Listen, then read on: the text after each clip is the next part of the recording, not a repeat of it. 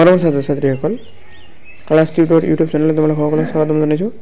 আজি মই চতুৰ্থ শ্ৰেণীৰ আমি আৰু আমাৰ পৰিৱেশ পাঠ নম্বৰ 12 অসমৰ কুটিৰ শিল্প যিটো পাঠ আছে সেইটো পাঠৰ প্ৰশ্নোত্তৰ প্ৰথমৰ পৰা শেষলৈকে বিতংভাৱে আলোচনা কৰিবলৈ লৈছোঁ।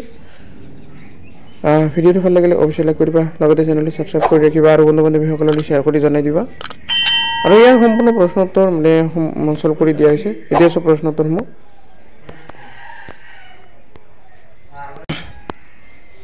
এইটো অনুশীলন প্ৰথমটো প্ৰশ্ন আছে যে উত্তৰ লিখা।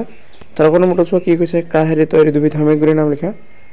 উত্তৰ হৈছে কাঁহেৰে তৈয়াৰী দুবিধ সামগ্ৰীৰ নাম শৰাই আৰু বটা। বাঁহেৰে তৈয়াৰী দুবিধ সামগ্ৰীৰ নাম লিখা, মানে বাঁহ বেতেৰে তৈয়াৰী বিভিন্ন ধৰণৰ সামগ্ৰী আছে তোমালোকে তাৰ ভিতৰত দুইটা নাম লিখি দিছে, ডলা, চালনী আৰু বহুত আছে যেনেকুৱা পাচি, খালৈ, জাকৈ, পল' এইবোৰতো বাঁহেৰে সজোৱা হয়, ধাৰি আছে। গৰমৰ হৈছে অসমৰ চাৰিটা কুটীৰ শিল্পৰ নাম লিখা। উত্তৰ হৈছে অসমৰ চাৰিটা কুটীৰ শিল্পৰ নাম হ'ল আচাৰীকান্দি টেৰাকোটা, হাজোৰ পিতলৰ উদ্যোগ, সৰ্থেবাৰী কাঁহ শিল্প, মাজুলীৰ মুখা শিল্প আৰু শৈলকুছিৰ পাট মুগা। এইকেইটা লিখি দিলেই হ'ব।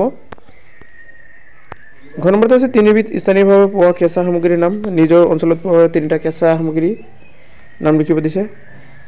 তিনিবিধ স্থায়ীভাৱে পোৱা কেঁচা সামগ্ৰীৰ নাম হ'ল কাঠ, বাঁহ বেত আৰু পাট মুগা।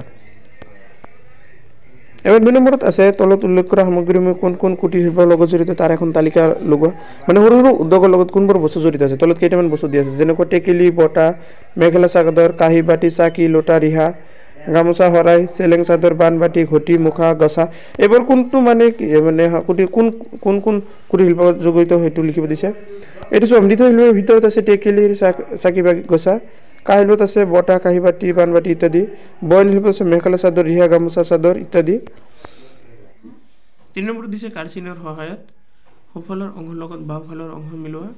যেনে আছে সৰ্থেবাৰী কি হয়, সৰ্থেবাৰী কাঁহ শিল্পৰ বাবে বিখ্যাত, ঢকুৱাখানা বয়ন শিল্প, কাছাৰৰ লগত বেতৰ শিল্প, আচাৰাকান্দি দিছে মৃৎ শিল্প, হাজো হ'ল পিতলৰ শিল্প, শুৱালকুছি বয়ন শিল্প।